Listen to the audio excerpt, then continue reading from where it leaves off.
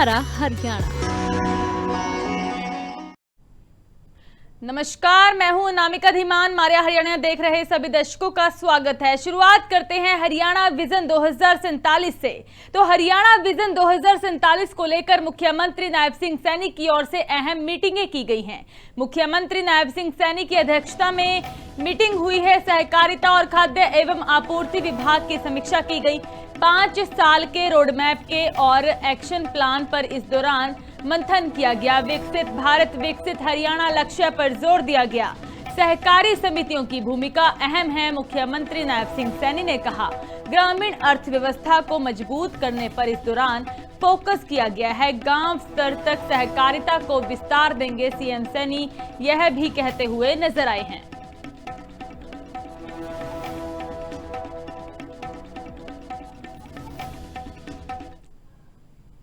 हरियाणा कांग्रेस में अनुशासन को लेकर हाईकमान सख्त नजर आ रहा है। कांग्रेस कार्यकर्ताओं पर कांग्रेस कार्यक्रमों पर एआईसीसी ने इस दौरान बड़ा निर्देश जारी कर दिया है। एचपीसीसी की अनुमति के बिना कोई भी आंदोलन नहीं होगा।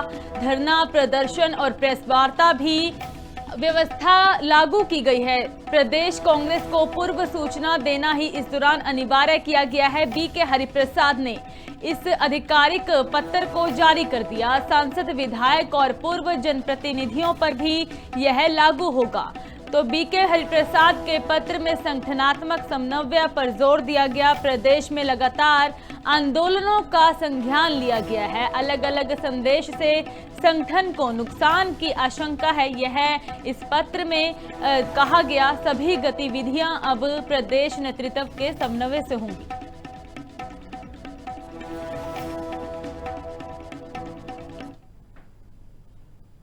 रोहतक विवाद पर सियासत गरमाती हुई नजर आ रही है। हरियाणा आईपीएस एसोसिएशन की ओर से कड़ी प्रतिक्रिया दी गई।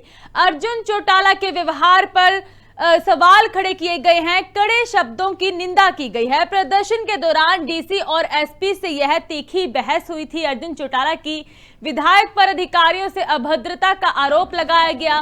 चर्चा में एसपी गौरव राजपुरोहित के साथ नोकझोंक हुई थी। सोशल मीडिया पर यह वीडियो जमकर वायरल हो रहा है। आईपीएस एसोसिएशन ने एक्स पर पोस्ट कर इसकी आपत्ति जताई है। जिला प्रशासन के समर्थन में खुलकर एसोसिएशन उतरी है और अधिकारियों के सम्मान और गरिमा की बात कही गई। मामले ने हरियाणा की सियासत में अब हलचल मचा दी है। एसपी की ओर से अब तक कोई आधिकारिक प्रतिक्रिया नहीं है। प्रदर्शन के दौरान हुए घटनाक्रम पर बड़ी राजनीतिक गर्मी इस दौरान नजर आ रही है। वायरल वीडियो के बाद मामले पर बड़ा विवाद होता हुआ नजर आ रहा है, जहां पर विपक्ष की ओर से अर्जुन चौटाला पर बड़े सवाल खड़े किए गए हैं, तंज कसे गए हैं। वहीं एसोसिएशन की ओर से भी इस वीडियो की निंदा की गई है कि अर्जुन चौटाला की ओर से यह जो बर्ताव किया गया वह निंदनीय है। आईपीएस एसोसिएशन ने अधिकारियों के साथ एकजुटता दिखाई है। रोहतक प्रकरण को लेकर चर्चाओं का दौर लगातार जारी है।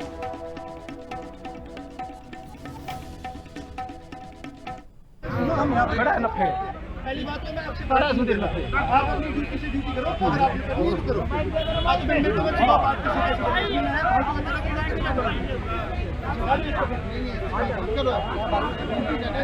मैं जैसे मैं क्या करेगा एसपी साहब ऐसे नहीं, एसपी साहब ऐसे नहीं,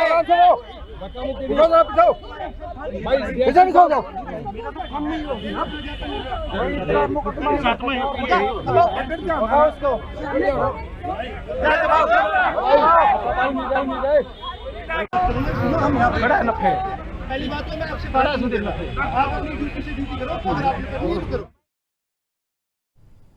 कांग्रेस के सस्पेंड एमएलए की कार्यकर्ताओं संग मीटिंग हुई है। यमुनानगर में सीएम सैनी के प्रोग्राम का न्योता दिया गया है। बिलासपुर में सैकड़ों कार्यकर्ता एक मंच पर जुटे हैं। 5 जून को सरस्वती नगर सीएम सैनी पहुंचेंगे। नए पशु अस्पताल का उद्घाटन किया जाएगा। हल्के के विकास को एक नई रफ्तार मिलेगी। तो रेणुबाला की ओर से कहा गया, मुख्यमंत्री नायब सिंह सैनी के सामने मांग पत्र रखा जाएगा। जन समस्याओं को सरकार तक पहुंचाने की तैयारी करते हुए नजर आ रहे हैं। एमएलए की कार्यकर्ताओं संग मीटिंग हुई है और लंबित विकास कार्यों को लेकर इस दौरान मांगे उठी हैं। यमुनानगर में सीएम सैनी को मांग पत्र दिया जाएगा। तो कांग्रेस की यह सस्पेंड एमएलए की कार्यकर्ताओं के संग मीटिंग है और इसको लेकर वह सीएम सैनी को एक मांग पत्र देंगे। जन समस्याओं को सरकार तक पहुंचाने की तैयारी की जा रही है।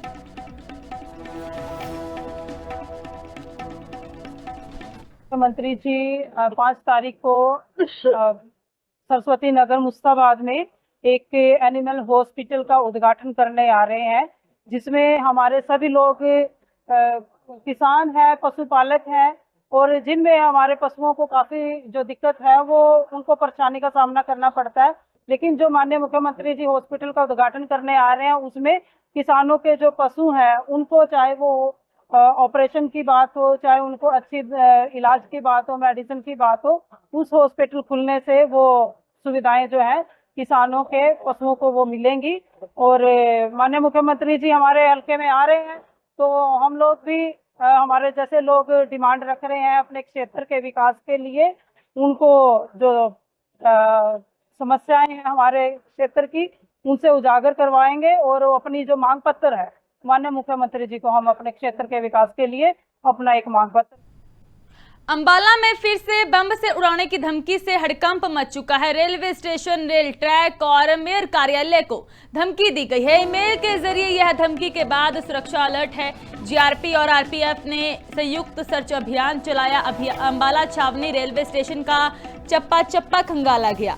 प्लेटफॉर्म और ट्रेनों में गहन जांच की जा रही है। यात्रियों की सुरक्षा को देखते हुए मौके पर ही पुलिस प्रशासन की टीमें पहुंची हैं। बॉम्ब स्क्वाड की टीमें बुलाई गई। सुरक्षा एजेंसियां लगातार निगरानी में जुटी हैं। पहले भी कई संस्थानों को धमकियां मिल चुकी है, लेकिन एक बार फिर से यह ईमेल आई है, बॉम्ब थ्रेट आया है। पता लगाया जा रहा है कि आखिर किसकी ओर से माहौल को खराब करने की कोशिशें की जाती हैं, किसकी ओर से लोगों को डराया धमकाया जा रहा है।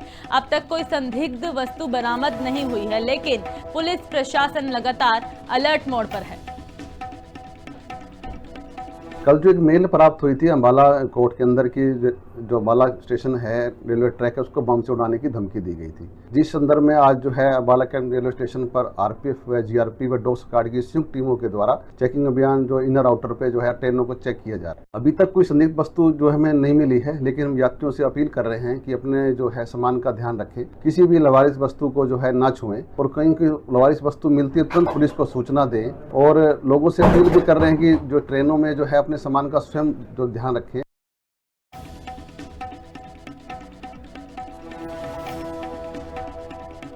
तो एक बार फिर से बम से उड़ाने की धमकी दी है। हमारे साथ राजकुमार फोन लाइन पर जुड़ चुके हैं। राजकुमार, क्या कुछ अपडेट है? एक बार फिर से बम थ्रेट आया है। जी बिल्कुल, देखिए ये इस प्रकार के पहले भी थ्रेट आए थे जिसमें डीजी ऑफिस को, रेलवे स्टेशन को, स्कूलों को उड़ाने की धमकी दी गई थी और उस समय जो है काफी जो गहमा गहमी भी हो गई थी और इसके बाद जो है एसटीएफ वगैरह सबने जो स्कूलों को भी कंगाला था, लेकिन उसमें कुछ नहीं हुआ था। अब कल जो है फिर जो है अंबाला के कोर्ट में एक मेल द्वारा धमकी दी गई है जिसमें railway station, railway track, mayor कार्यालय, डीसी कार्यालय समेत कई स्कूलों को उड़ाने की जो है वो धमकी दी गई है। और जिसके बाद जो है आरपीएफ व जीआरपी ने जो है सवेरे दोनों ने एक संयुक्त चेकिंग अभियान के अंदर जो ट्रेनें को आने जाने वाली ट्रेनों को खंगाला और जो यात्री वहां बैठे थे उनको सामान की चेकिंग की गई है। डॉग स्क्वाड भी उनके साथ थे। और इसके बाद जो है जो इंस्पेक्टर है जीआरपी के, उनका कहना है कि इस प्रकार की धमकी जो आई थी उन्हें उच्च अधिकारियों के निर्देश पर ये चेकिंग अभियान चलाया, लेकिन अभी तक तो कुछ मिला नहीं है। लेकिन उन्होंने यात्रियों को एक हिदायत दी है कि कोई भी लावारिस वस्तु अपने आसपास देखे तो उसकी सूचना जो है वो तुरंत रेलवे पुलिस को या पुलिस को दे, ताकि कोई भी इस प्रकार का हादसा होने से जो है बच जाए। राजकुमार, क्या इस दौरान जब पुलिस की ओर से जांच की जा रही थी असर देखने को मिला है? क्योंकि सफर का इस दौरान लोगों की ओर से किया जाता है। क्या पुलिस की ओर से जब जांच की जा रही थी, पड़ताल की जा रही थी कि कोई बॉम्ब तो नहीं है, कोई संदिग्ध वस्तु तो नहीं है ट्रेनों में, इसका असर देखने को मिला? और अगली क्या कार्रवाई पुलिस की ओर से की जा रही है? जी नानिका, देखो इसमें सबसे बड़ी बात यह है कि जब पुलिस चेकिंग करती है तो दहशत का माहौल तो जरूर हो जाता है, क्योंकि यात्री जो हैं उनको वो भी परेशान होते हैं। ट्रेन जो है उसको भी 5-4 मिनट रोकना पड़ता है, हालांकि जिसका ट्रेन का हाल्ट 2 मिनट का होता है 5-10 मिनट भी लग जाते हैं। और इसी के साथ साथ जो है यात्री जो है वो भी हैरान हो जाते हैं कि ऐसा क्या मामला हो गया है कि जिस कारण एकदम से जो इतनी पुलिस जो आ गई है, डॉग स्क्वाड भी आ गए हैं, मेटल डिटेक्टर भी लग गए हैं। तो इसके साथ जो है अब जीआरपी का भी कहना है कि उनकी भी ये मजबूरी हो जाती है कि कहीं अगर वो इसको हल्के में ले और हादसा हो जाए तो इससे जो है जवाबदेही जो है पुलिस की बन जाती है। लेकिन साथ ही पुलिस का भी ये कहना है कि वो चेकिंग जो है वो स्टेशन और ट्रैक्स पर जो है आम करते रहते हैं। उनकी जो आरपीएफ की टीम है वो रेलवे ट्रैक्स पर जो है देखती रहती है। उसके साथ साथ जो उनकी मैकेनिकल टीम है वो रेलवे ट्रैक जानती है। और जो पुलिस है आजकल तो आरपीएफ जो है उसकी ड्यूटियां भी जो है जो सुपर फास्ट गाड़ियां उसमें लगी हुई जी। हैं। अभी कोई ऐसी दिक्कत नहीं है। उनका कहना है कि इस प्रकार की चेकिंग जो है वो आगे भी करती रहेंगे। ठीक है राजकुमार, बहुत बहुत धन्यवाद जानकारी देने के लिए।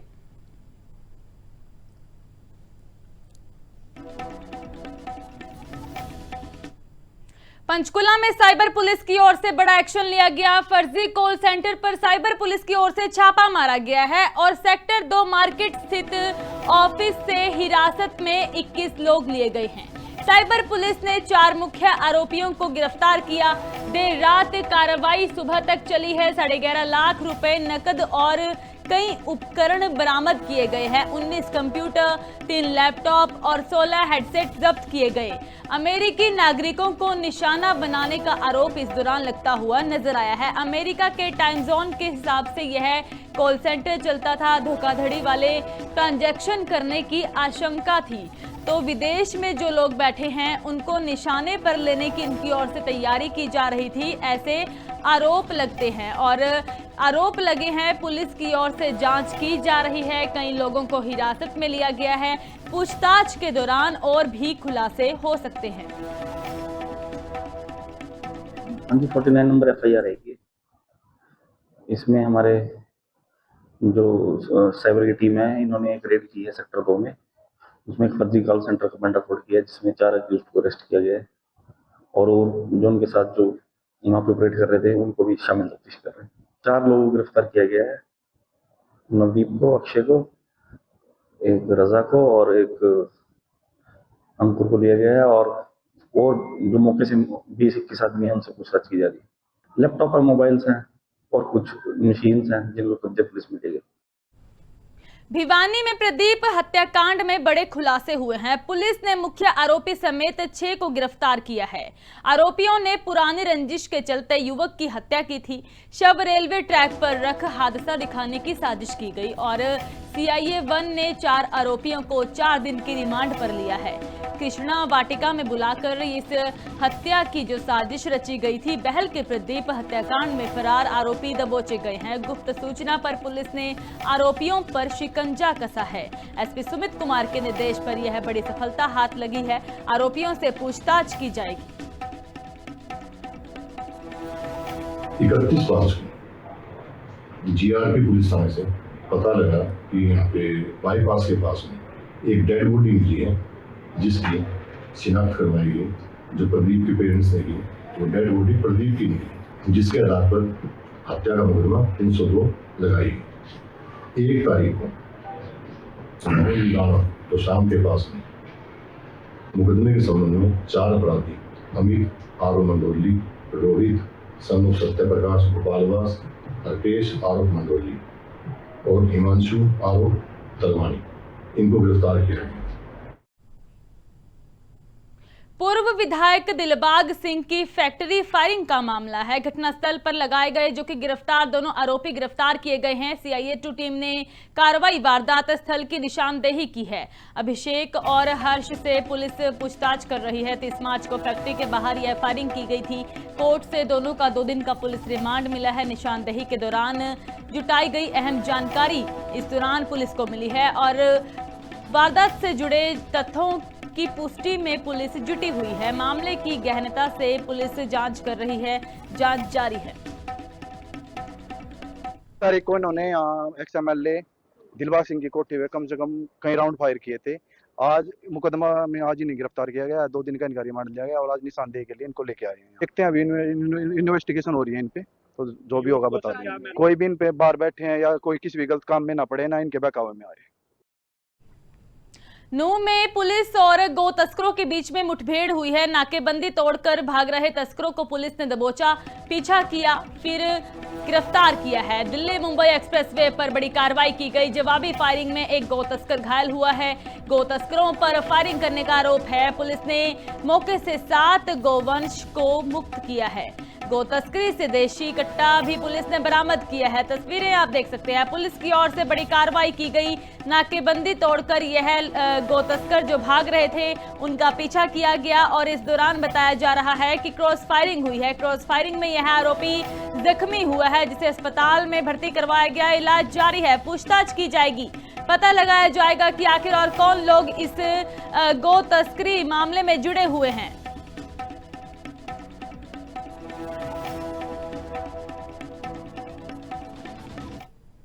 फरीदाबाद में विवाहिता की संदिग्ध मौत हो चुकी है और इससे सनसनी फैल चुकी है। परिजनों ने हत्या बताते हुए गंभीर आरोप लगाए। पति और उसकी कथित प्रेमिका पर हत्या का आरोप लगाया है। प्रेमिका के परिजनों को भी जो कि केस में नामजद किया गया। 18 साल पहले सविता की शादी हुई थी। परिजनों ने पति के अवैध संबंधों का आरोप लगाया। मानसिक रूप से परेशान थी मृतका, परिजनों का कहना है। घटना के बाद से पति के फरार होने का दावा है। पुलिस जांच कर रही है। पड़ोसी ने देखा तो फंदे से महिला की लाश लटकी मिली। महिला लटकी मिली। पुलिस को मौके पर बुलाया गया और जांच शुरू कर दी है। हमारी बहन 2008 में हमारा जो जीजा था वो अपनी जो स्टूडेंट थी उसके साथ अफेयर चल रहा था पिछले 15 साल से। अपनी स्टूडेंट से पिछले 15 साल से, पिछले 2.5 साल से ओपनली चल रहा है। सब घर वालों को पता है, घर वालों ने किसी ने नहीं रोका है। और इनको हमने सूचना दे दी कि हमारी बहन ने ऐसा कर लिया है। तो उसके भी 3.5 घंटे बाद ये हॉस्पिटल पहुंचे। कहाँ थे ये? और जो रिश्तेदार है जिया जी वो तो अब तक भी नहीं आया। तो अब और जो हस्बैंड है संदीप तेवतिया है वो अब तक नहीं है। अब तक कोई अता पता लड़की को लेके गायब है। वो लड़की भी नहीं है अपने घर पे। कुछ नहीं हुआ है। हमने शादी करी थी अपनी बहन की 18 साल पहले बल्लभगढ़ में, न्यू फ्रेंड्स कॉलोनी में। अब वो हाल फिलहाल में सेक्टर 7 में रह रहे थे। उनका अफेयर चल रहा था करीब 6 साल से एक लड़की के संग। आरती मंडोरा नाम की है, सेक्टर 7B में ओम ग्लोबल हॉस्पिटल है, उसके पीछे संदीप तेवतिया हमारे जीजा का नाम था। क्या नाम था बहन का? उस लड़की बहन का नाम था सविता तेवतिया। हाँ। कितने वर्ष इन्होंने इतना मेंटली टॉर्चर करा है। वो लड़की घर पे आके गाली देकर जाती थी इन्हें, मेरी बहन को। वहाँ पे हमारा जीजा खड़ा रहता था। ये हमारे बहन के सास ससुर खड़े रहते थे कि ये गाली दिलवाते थे हमारी बहन को। वहाँ पे हम अपनी बहन को अपने घर ले आए कि कोई बात नहीं, उसका बेटा बीमार हो गया 10 दिन पहले कि कोई बात ना कि मैं घर जा रही हूँ, अपने बालक के देखूंगी। इन्होंने टांग दी, कल खत्म कर दी बहन। भाई जी हमारे पास कल एक सूचना आई थी सविता नाम की औरत की ब्रॉड डेड रुक का सर्वोदय हॉस्पिटल सेक्टर 8 से। तो हम वहाँ पहुँचे थे। जो उनके माँ बाप मिले थे तो उन्होंने कहा कि भाई हम अभी सोच समझ के बयान देंगे। जो आज हमारे को सविता के परिजनों ने जो दरखास्त दिया है, हत्या का आरोप लगाकर दरखास्त दी है, जिस पर हमने मुकदमा दर्ज कर दिया है। मुकदमा दर्ज करके जो जाँच में आएगा उसको हम निष्पक्ष जाँच करके कार्रवाई अमल में लाई जाएगी। मौत कैसे हुई? मौत अभी तो जैसे फांसी लगाने के कारण पड़ोसियों ने बताया कि भी फांसी लगा करके फांसी से उतारे था इसको। अब वो तफ्तीश में क्या था सामने हो तभी पता लगेगा। पंचकुला के माणक्य गांव के पास सड़क हादसा हुआ। हाईवे पर सब्जियों से भरा ट्रैक्टर ट्राली पलटा है। हादसे में बाल बाल ट्रैक्टर ट्रॉली चालक की जान बची है और ट्रैक्टर पलटने से हाईवे पर सब्जियां बिखरी हुई नजर आई। सड़क पर फैली सब्जियों से यातायात प्रभावित रहा और हादसे के बाद हाईवे पर जाम लग चुका था। राहगीरों और वाहन चालकों को इस दौरान काफी परेशानी हुई। सूचना मिलते ही मौके पर पुलिस पहुंची और सब्जियों को हटाने का प्रयास किया गया।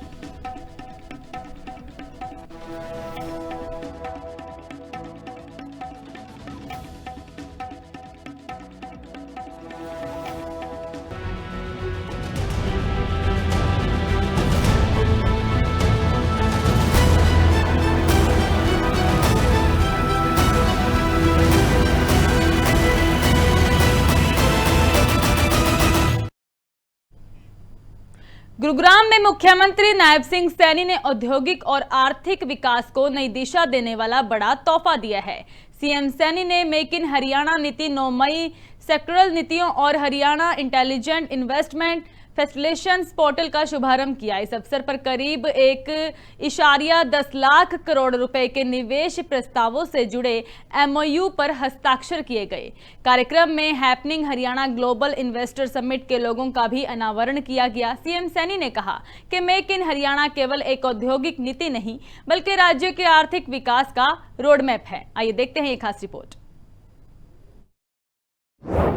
सीएम सैनी ने किया नई औद्योगिक क्रांति का आगाज। हरियाणा ने निवेश और उद्योग विकास में भरी उड़ान। मेक इन हरियाणा नीति के साथ विकास का रोड मैप। 1.10 लाख करोड़ के निवेश प्रस्तावों पर MOU। ग्लोबल इन्वेस्टर समिट में दुनिया देखेगी नया हरियाणा। हरियाणा के गुरुग्राम में मुख्यमंत्री नायब सिंह सैनी ने नई औद्योगिक क्रांति का आगाज किया। सीएम सैनी ने आर्थिक विकास को नई रफ्तार देने वाली मेक इन हरियाणा नीति और 9 नई सेक्टोरल नीतियों का शुभारंभ किया। इस अवसर पर स्मार्ट निवेश सुविधा पोर्टल और happening Haryana global investor summit के लोगों का भी अनावरण किया गया। कार्यक्रम में लगभग 1,10,000 करोड़ के निवेश प्रस्तावों से जुड़े MOU साइन किए गए। मेक इन हरियाणा पॉलिसी की 9 नई सेक्टोरल नीतियों को एक स्मार्ट निवेश सुविधा पोर्टल और लगभग 75 यहाँ पर 1,10,000 करोड़ रुपए के MOU और happening Haryana global investor summit के लोगो का आज यहां उद्घाटन हुआ है। मुख्यमंत्री नायब सिंह सैनी ने कहा कि ये केवल नीतियों का शुभारंभ नहीं बल्कि हरियाणा की भविष्य की नई दिशा और नई दशा तय करने वाला ऐतिहासिक क्षण है। मुख्यमंत्री नायब सिंह सैनी के मुताबिक मेक इन हरियाणा आर्थिक विकास के अगले चरण का व्यापक रोड मैप है। सीएम सैनी ने बताया कि मेक इन हरियाणा के जरिए उद्योगों के लिए बेहतर इकोसिस्टम, पारदर्शी व्यवस्था, आधुनिक आधारभूत ढांचा और त्वरित प्रशासनिक प्रक्रियाओं की नई दिशा तय की जाएगी। सीएम सैनी के मुताबिक हरियाणा में ऐसा वातावरण तैयार किया जा रहा है जहां प्रशासन अधिक तेज, उद्योग अधिक मजबूत और निवेश प्रक्रिया अधिक सरल एवं पारदर्शी हो। हरियाणा के भविष्य को एक नई दिशा और नई दशा ये तय की है। साथियों, ऐसा भविष्य जहां प्रशासन व व्यवस्था और तीव्र गति से काम करे। साथियों, ऐसा भविष्य जहां उद्योग और सशक्त हो। साथियों, ऐसा भविष्य जहां निवेश प्रक्रिया और अधिक सरल हो और विकास के अवसर और अधिक व्यापक हों। ऐसा भविष्य साथियों आज हम हरियाणा को आगे बढ़ा रहे हैं। मुख्यमंत्री नायब सिंह सैनी ने Haryana intelligent investment facilitation portal को निवेशकों और सरकार के बीच का एक आधुनिक डिजिटल पुल बताया। सीएम सैनी ने दावा किया ये पोर्टल निवेशकों को विभिन्न अनुमतियों, स्वीकृतियों और सेवाओं के लिए एकीकृत मंच उपलब्ध कराएगा। इससे उद्योग स्थापित करने में प्रक्रिया पहले की तुलना में अधिक तेज, पारदर्शी और सरल होगी। सीएम सैनी के मुताबिक सरकार का लक्ष्य निवेशकों को समयबद्ध सेवाएं प्रदान कर ईज ऑफ डूइंग बिजनेस को और मजबूत करना है। गौरतलब है कि भारत की GDP में हरियाणा लगभग 3.6% योगदान देता है। कार्यक्रम में मुख्यमंत्री सैनी ने happening Haryana global investor summit के लोगों का भी अनावरण किया। साथ ही मुख्यमंत्री ने बताया कि ये वैश्विक निवेशक सम्मेलन इसी वर्ष आयोजित किया जाएगा। सीएम सैनी के मुताबिक ग्लोबल इन्वेस्टर समिट के माध्यम से दुनिया नया हरियाणा देखेगी। इन्वेस्टर समिट दुनिया को एक नए, आधुनिक और निवेश अनुकूल हरियाणा से परिचित कराएगी। इसके माध्यम से देश विदेश के निवेशकों, उद्योगपतियों, स्टार्टअप्स और नवाचार क्षेत्र से जुड़े विशेषज्ञों को हरियाणा की विकास यात्रा से जोड़ने का अवसर मिलेगा। सीएम सैनी ने कहा कि वैश्विक कंपनियां हरियाणा को एक उभरते हुए ग्रोथ डेस्टिनेशन के रूप में देख रही हैं। मजबूत सड़क नेटवर्क, दिल्ली NCR से निकटता, कुशल मानव संसाधन और औद्योगिक बुनियादी ढांचे ने हरियाणा को निवेशकों की पहली पसंद बनाया है। मुख्यमंत्री नायब सिंह सैनी ने कहा कि प्रधानमंत्री नरेंद्र मोदी के कुशल मार्गदर्शन में हरियाणा भविष्य के नेतृत्व पूरी तरह से तैयार है। आप जुड़े रहे लिविंग इंडिया न्यूज के साथ, मुझे दीजिए इजाजत। धन्यवाद।